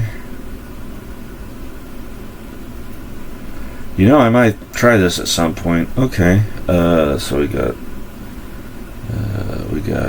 dungeon depths, monster amount, treasure amount, food availability, and illusory walls, key frequency, magic traps, pit frequency, hints, magical zones, water levels, multi-level puzzles, encounter undead, game environments, food consumption, monster difficulties, magic power, poison strength, character death real, off and on, enemy spells, off and on. Set to easy, set to moderate, set to hard. Save settings, restore settings, and play. I might try that. Okay, customizing settings as you like it. After selecting a pre-generated character or designing one of your own, the game difficulty screen is revealed. Easy, moderate, or hard, the choice of play difficulty is yours as you arrange your character's adventure through Dungeon Hack. Select the custom option and the customization screen appears. Welcome to the Bridge, Command Central, the Crystal Palace, or any other place from which complex and weighty judgments are made after much careful deliberation. You are in control. Change aspects of the game environment if you wish, or recreate the game a friend is playing by entering a dungeon seed and an option seed. There are two types of choices: dungeon generation options and game options. Some options, like imaginary switches, can be either on or off, while others are set between a high and a low level. Dungeon generation options affect the physical layout and structure of a dungeon, as well as anything placed inside, such as objects, creatures, and traps. Game environment options change some of the most insubstantial elements of play. In a sense, you can determine just how hungry a fellow your character is, or how cunningly lethal his opponents are. Dungeon generation options. Dungeon depths. How many levels is your character willing to endure? Pick the size of the dungeon for today's adventure, choosing from 10 to 25 levels. Monster frequency. Low to high. Is there a beast ready to slink out from behind every corner and half-open gate, or will the number of adversaries be more manageable? You decide. Treasure. Low to high. Pick high, and a wealth of magical and non-magical objects will all but litter the dungeon floor. An easy choice, not for the game players who enjoy a challenge. Illusionary walls. Off to high. This option turns illusionary, I think that's supposed to be wall, and it says walk, on or off, and varies the frequency with which your character encounters them. Food availability. Low to high. Halflings like to eat, and even a paladin can work up an appetite after facing down a squadron of screaming banshees. Will your dungeons resemble a well-stocked larder or an empty cupboard? Keys. Off to high. Choose high with this option and then play with any character but a thief, if you have that certain sense of humor. This setting determines the frequency with which keys for locks are used in the game. Magical traps. Off to high.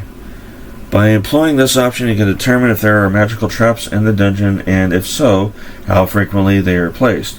For example, a spell trap is a plate in a hallway. When stepped upon, it causes a fireball to shoot at your character. Watch out.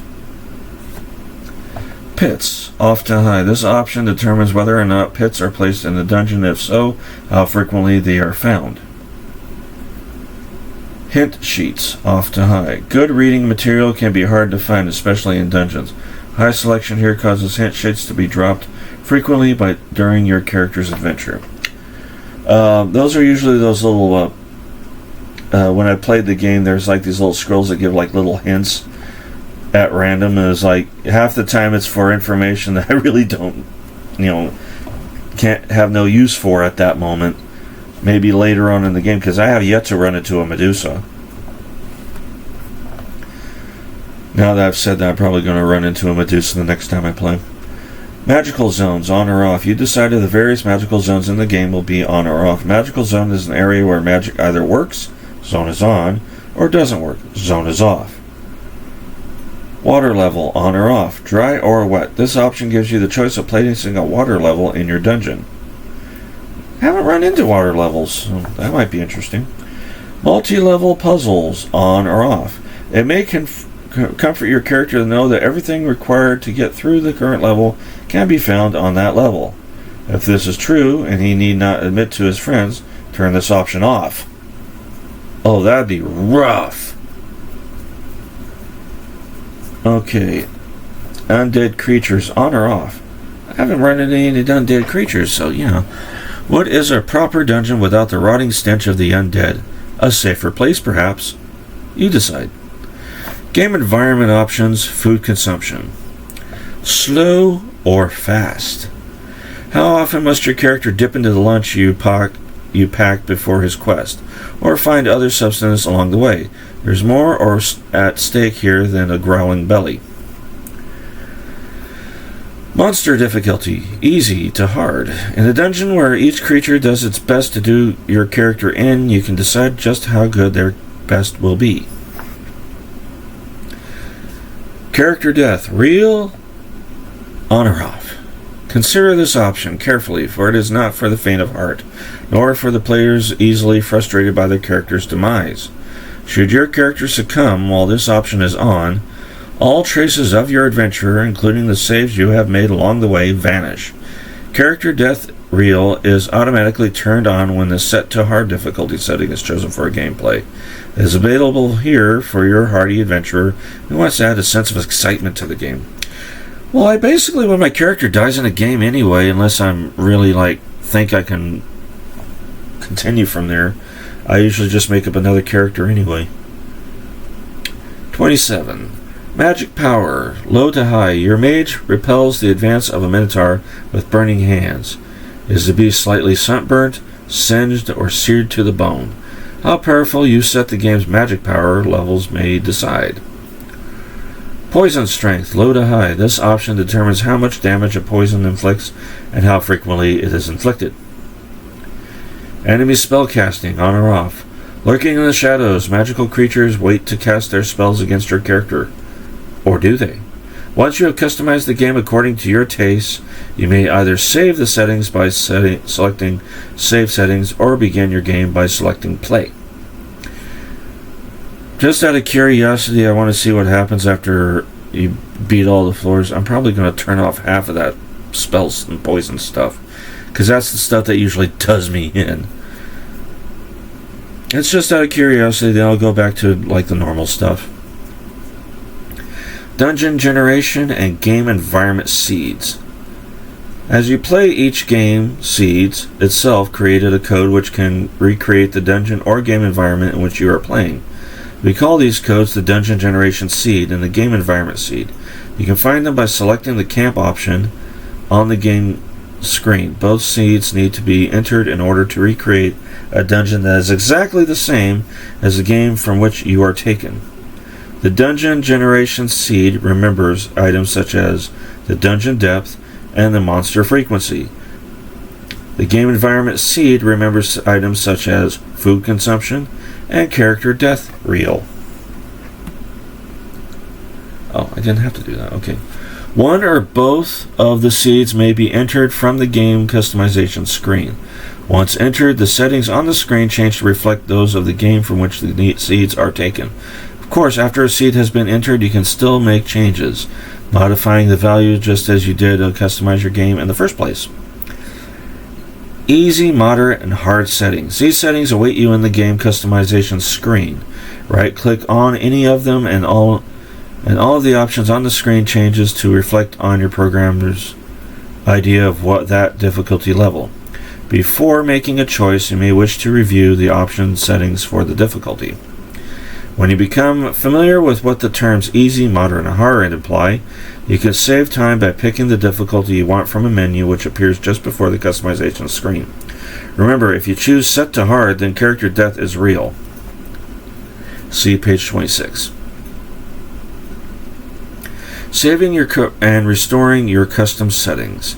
Select Save Settings from the game customization screen to write your settings to the disk. Select Restore Settings from the game customization screen to load your favorite setting from the disk. And here we are, the spells. Probably going to be the same list of spells I've read already, but we're gonna do this.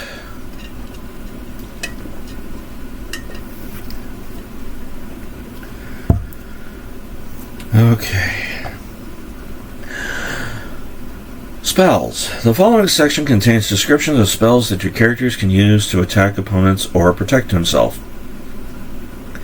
Legend for Mage and Cleric spells description. Range 0 equals your character. Medium up to 2 squares away. close, adjacent square, long as far as visible range. Duration: short single combat round. Long effect lasts quite a while. Instantaneous flash or instant effect. Medium effect lasts for some time. Permanent effect lasts for the entire game. Variable or special equals see special description. And we start with the mage spells. First level mage spells. We got armor, range 0, duration special, area of effect, your character. With this spell, your mage can surround himself with a magical field that protects as scale mail, AC 6. This spell has no effect on the characters who already have a AC of 6 or better, and does not have a cumulative effect with the shield spell. The spell lasts until dispelled or until the character suffers damage. That is equal to or greater than 8 hit points plus 1 hit point for every level of the caster. Burning Hands. Range close.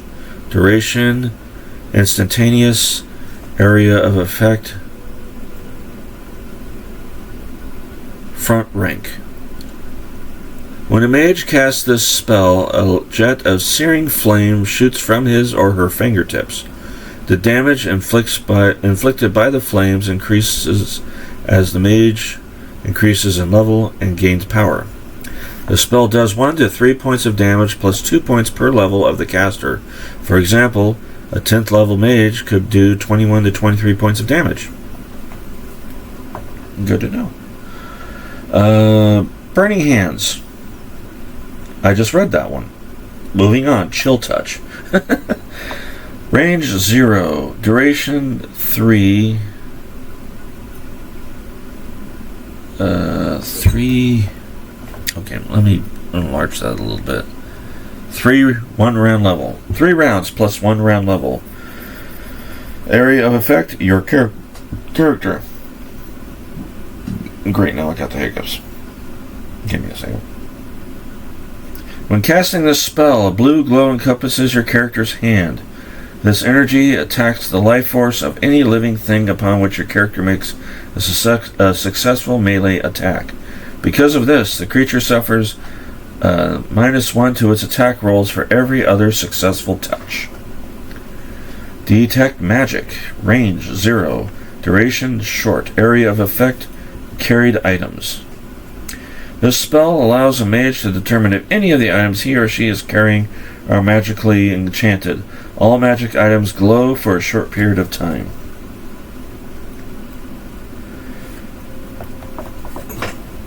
Okay, Detect Undead. This spell displays the dungeon map and shows the location of any undead creature on that map. In this way, it can detect the undead through walls and obstacles. Magic Missile. Range long. Oh, by the way, I forgot to read the range and all down. Detect Undead. Range 0, duration 3 turns, area of effect 60. I think also Detect Magic, range 0. Yeah, I did read that one. Okay. So Magic Missile is range long, duration instantaneous, and area of effect of 1 target. Your mage creates a bolt of magic force that unerringly strikes 1 target. Magic missile spells do not do greater damage as a mage increases in level. Initially, magic missiles do 2 to 5 points of damage, and for every 2 extra levels, the spell does 2 to 5 more points. So a 1st or 2nd level mage does 2 to 5 points of damage, but a 3rd or 4th level mage does 4 to 10, and so on. Projection versus Evil. Range 0, medium to long, duration, area of effect, your character. This spell envelopes your character in a magical shell. The shell inhibits the attack of evil creatures. Its duration increases with the level of the spellcaster. Shield. Range 0, duration short to medium, area of effect, spellcaster. This spell produces an invisible barrier in front of the mage that that totally blocks magic missile attacks. It also offers AC 2 against hurling weapons. darts, spears, and AC 3 against propelled missiles, arrows, slings, stones. The spell does not have a cumulative effect with the armor spell. This spell duration increases with the level of the caster. Shocking Grasp. Range close. Duration variable or until mage touches a monster. Area of effect spellcaster. This spell magically charges the caster's hand with a powerful electrical field. The field remains in place until the spell dissipates naturally or the character touches an adjacent monster. When the spell is cast, the caster's hand looks electrified. The mage may attack with this hand like any other melee weapon. The spell does 1 to 8 points of damage, plus 1 point per level of the caster. For example, a 10th level mage does 11 to 18 points of damage. The amount of time it takes the spell to dissipate range from medium to long with the level of the caster. Snillock's Snowballs. Snillock. I've never seen this one before. This is a new spell. Range 20 yards, a level. Duration instantaneous, one target or creature. This spell creates a mystical snowball in the hand of the caster which can then be thrown against any target within range. It hits automatically for 1 to 3 points of damage or 1 to 6 points if used against a fire-using or fire-dwelling opponent. The snowball strikes like a magic missile and can be affected and repelled in the same way. Second level mage spells. Agonizer's Scorcher. Range 20 yards. Duration 2 rounds. Area of effect 2 foot by 60 foot jet. Upon casting this spell, a jet of flame appears at the caster's fingertips and bursts outward towards a chosen target. If the target remains within range, it suffers 3 to 18 points of damage in the first round and 3 to 18 again in the second. The casting mage cannot perform other actions during the second round of the spell or can discontinue the spell until it has run its course. Well, that sucks. Blur. Range 0, duration short, area of effect spellcaster. The position of a mage with an active blur spell shifts and wavers. This distortion makes the character harder to hit with an attack. A true seeing spell will counter a blur spell. Detect invisibility. With this spell, your character can see invisible monsters, items, or magical effects. It does not reveal illusions.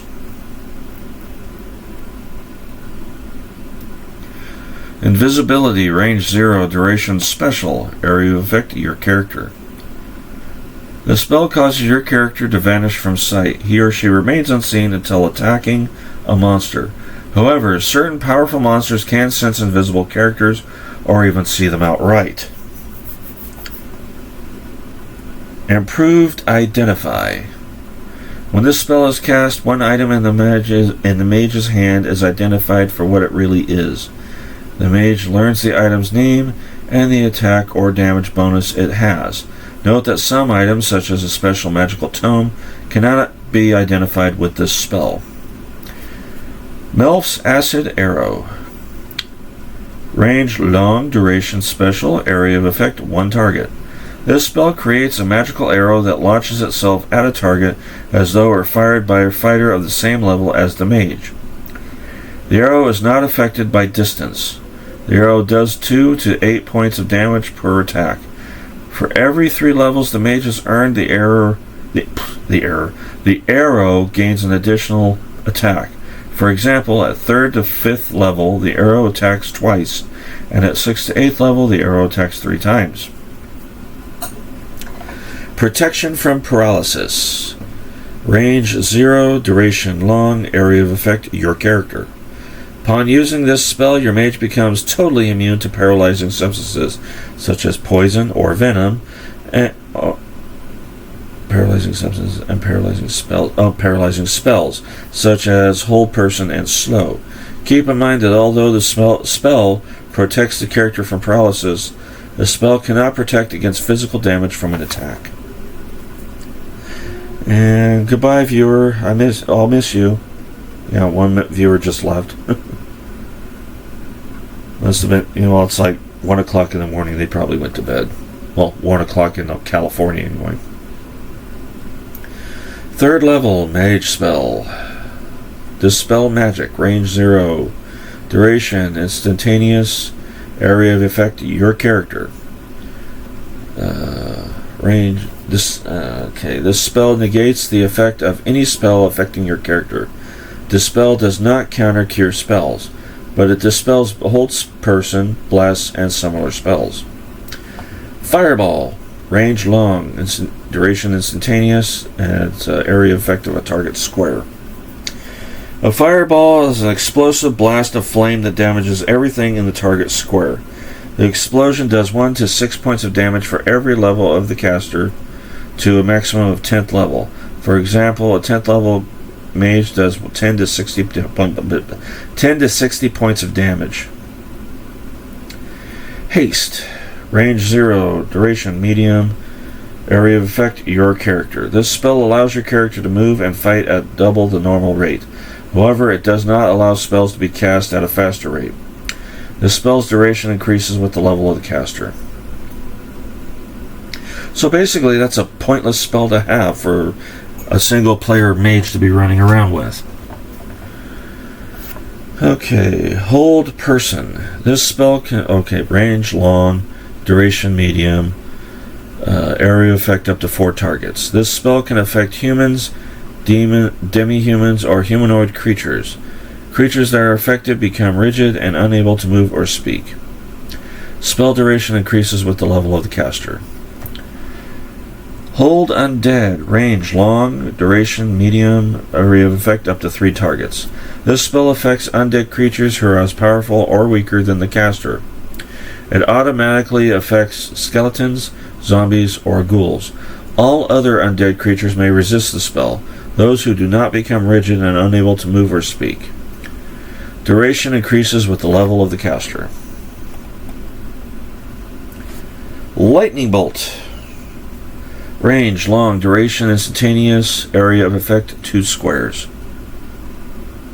This spell allows the mage to cast a powerful bolt of electrical energy. The spell flies to its first target and then continues into the next square. The bolt does 1 to 6 points of damage for every level of the caster to a maximum of 10th level. For example, a 10th level mage does 10 to 60 points of damage. Slow. Oh, sorry, I said that wrong. It's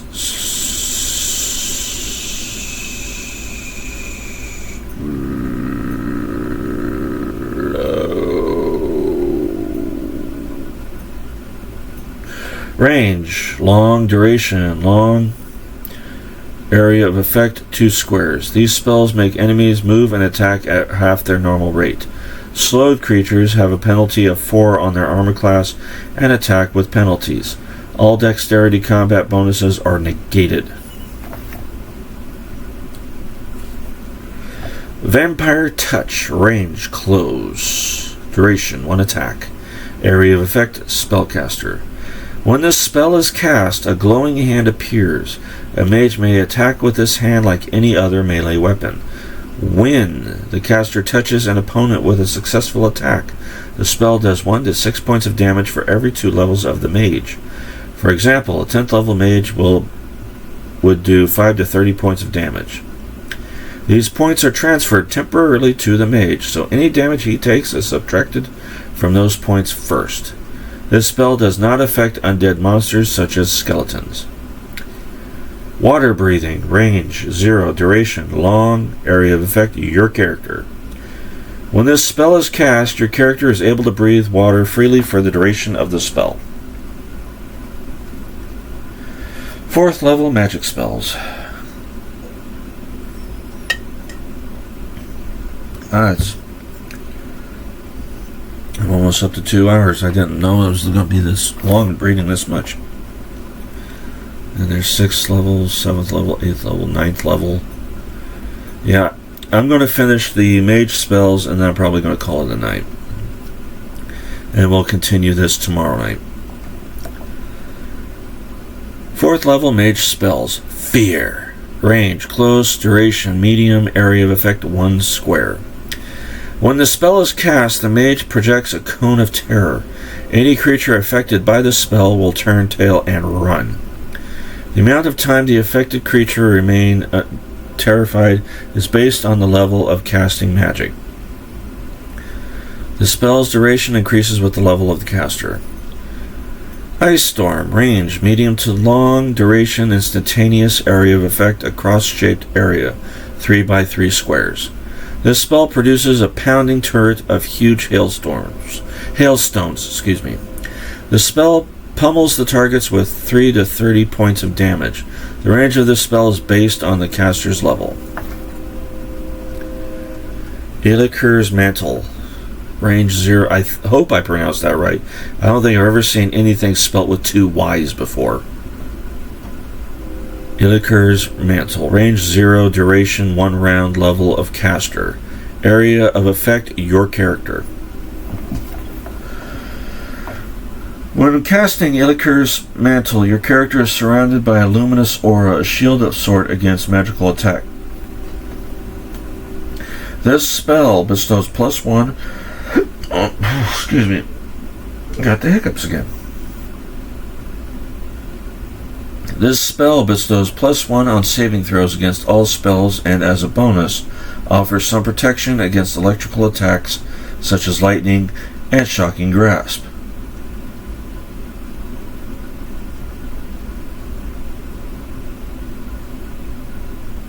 It's kind of a weird spell. It lasts 1 round. Oh, 1 round per level of caster. Okay. Now it makes sense to me. So if he's level 5, it will last 5 rounds. Improved Invisibility. Range 0, duration short, area of effect your character. This spell causes your character to vanish from sight. He or she remains unseen even if attacking with a weapon or spell. The invisibility makes the character harder to hit with an attack. A true seeing spell counters an improved invisibility spell. Certain powerful monsters can sense invisible characters or even see them outright. Missile Mastery. Range 10 yards per level. Duration 4 rounds. Area of effect 1 missile. Area of effect 1 missile. Okay. When this spell is in effect, the wizard can alter the flight of a single missile that passes within the range of the spell, stopping it altogether. Oh, okay. So it's not like I'm thinking like magic missile. This is actually something else entirely different. It's a defense spell against arrows and rocks and darts and all stuff like that. Okay, I get it now. Okay.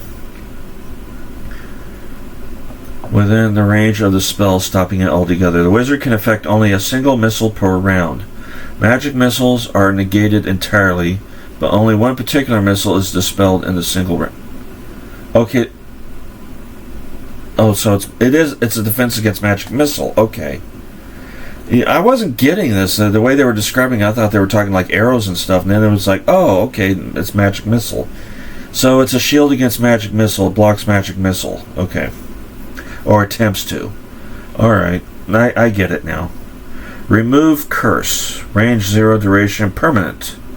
Area of effect your character. This spell allows a character with a cursed item to drop the item.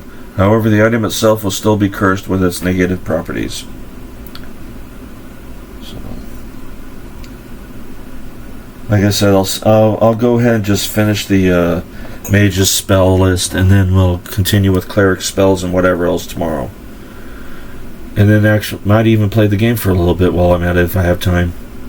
5th level mage spells. Cone of Cold. Range close. Duration instantaneous. Area of effect 3 squares.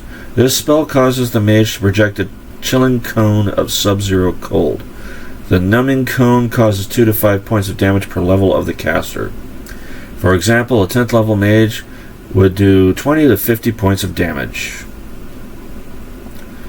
Hold Monster. Range long, duration medium, area of effect 1 square. This spell is similar to the Old Person spell. Hold Person spell, not Old Person, Hold Person.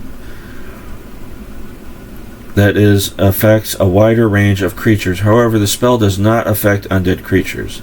The spell's duration increases with the level of the caster. Sneeloc's Major Missile. Range 60 yards, 10 yards per level, plus 10 yards per level. Duration instantaneous. Area of effect 1 creature. Major missile inflicts 2 to 5 points of damage to a single target. Much as a magic missile, in addition, the caster does an additional 2 to 5 points of damage for every 2 levels thereafter, to a maximum of 30 to 75 points of damage. The major missile cannot be split up between multiple targets and will be affected by all spells which negate or affect magic missile. Wall of Force. Range close, duration short, area of effect 1 square. A wall of force creates a barrier which stops monsters and spells from passing. A wall cast by a character is dispelled with the disintegrate spell, or if your character enters the square with the wall of force. 6th level mage spells. Death spell. Range long, duration instantaneous, area of effect 3 squares long. This spell slays many weak creatures easily, but kills few strong ones. Some very powerful monsters may not be affected by this spell. So basically, this is the word of death for lesser creatures. Disintegrate. Range close. Duration instantaneous. Area of effect 1 target. This spell causes any one creature it hits to vanish. Disintegration is instantaneous, and its effects are permanent. Yeah, they're not getting resurrected after that. Flesh to stone. Range medium. Duration permanent or until reversed. Area of effect 1 target. This spell causes any one target to turn to stone. The spell's effects can be reversed with the stone to flesh spell. Lich Touch. Range touch. Duration 1 round per level. Area of effect your character. By this spell, the caster gains both the chilling touch of the Lich and invulnerability to several Lich-like attacks and effects. The caster is immune to all forms of paralysis and fear. The caster's touch does 1 to 10 points of damage, as well as paralyzing the target. Undead and creatures not affected by paralysis are entirely immune to this spell. Odaluk's Freezing Sphere. Well, we got another character name in here. Range, special, duration, special, area of effect, special. This spell's special. When casting this spell, your character creates a small globe about the size of a sling stone. It can be hurled by hand or in a sling, but upon hitting the target, it does 6 to 36 points of cold damage upon the creature within a 10-foot radius. This special sling stone should be created just before a battle in which they will be used, for they cannot be stored forever and disappear with time. True Seeing. With this spell, your character can see things as they really are. Illusionary walls do not fool... forgot to read range. Range 0, duration short, area effect special. Illusionary walls do not fool your character, and invisible monsters, items, or magical effects appear. This spell also reveals certain traps or trapped items by casting a red glow around the item. Of course, when I found invisible walls, I just ended up walking through them, so you're just watching some dumbass walking around and just walking straight in the walls to see if he goes through them. Because that's what my character would do. Okay, 7th level mage spells. Acid Storm. Range, long, duration, instantaneous, area of effect 3 squares.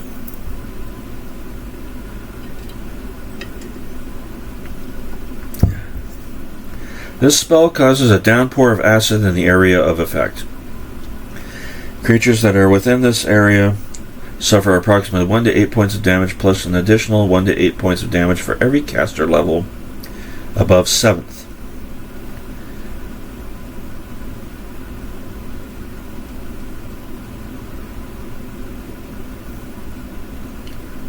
Fingers of Death. Range 0. Duration permanent. Area of effect 1 target. This spell snuffs out the victim's life force. If successful, the victim can neither be raised nor resurrected. The caster mutters the Finger of Death spell incantation, points his or her finger, his or her finger at the creature to be slain, and with luck, slays the creature. If the creature does not die, it suffers 3 to 17 points of damage. You know, I was actually thinking if it was the Finger of Death, it would be like the touch of death. That's touch the person, boom, he's dead. No, you just point at him, which is even worse. Like, no, you're dead. Mordenkainen's sword. Oh, we got Mordenkainen in here. Range, close. Duration, medium. Area of effect, 1 target per attack.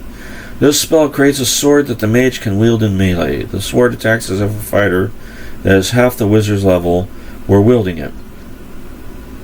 For example, if a 14th level wizard casts the spell, the sword will attack as if a 7th level fighter were wielding it.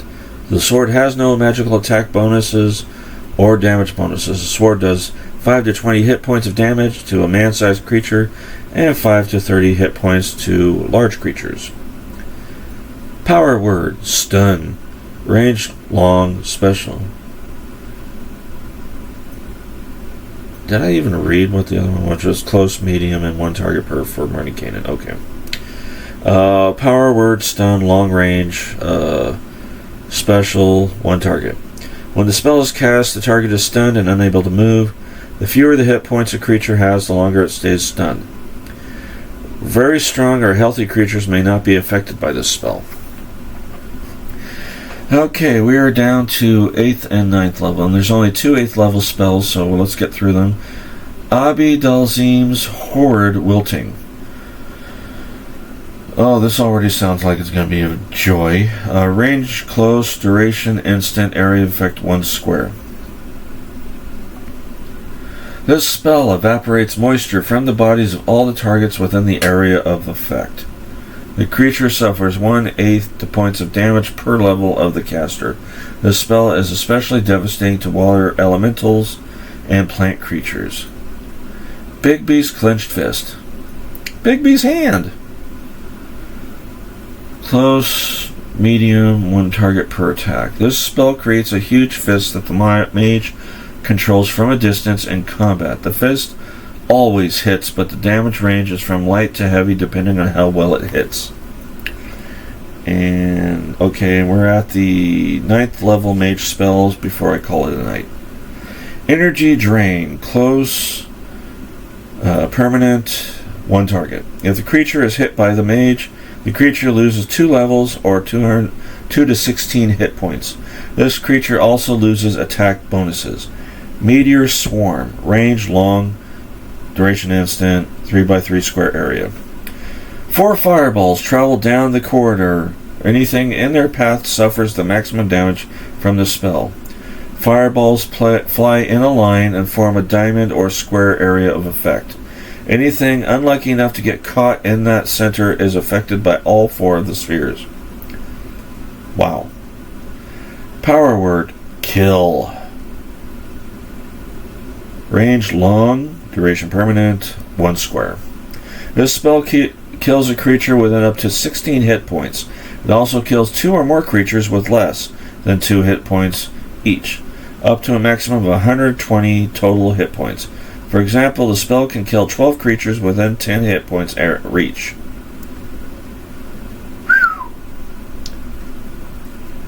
Time stop. Range 0, duration short, your character. This spell stops time momentarily and gives your mage time to do things such as cast more spells or run away. Everything outside the area of effect temporarily stops moving. It is as if time were suspended. Only unique creatures or creatures of demigod and creature status are immune to this spell. Demigod and greater status are immune to this spell. Okay, I got that. And next time we will do cleric spells and strategies for using spells. adventuring strategies, and the bestiary. I think that's pretty much it, because I'm not going to go through the tables. Yeah, I'm not going to go through these tables. And then I'll read the designer's notes and the name change for whatever that was, but that's all for next time. I'm going to go ahead and put this back onto current cleric's page. That way I can just continue from where I left off. There we go. And thank you for watching on CRPG Dungeons and Dragons Night on YouTube and CRPG D&D Night on Twitch. This is Dave, and I'll see you guys in the next video or stream, whichever comes first. Bye-bye.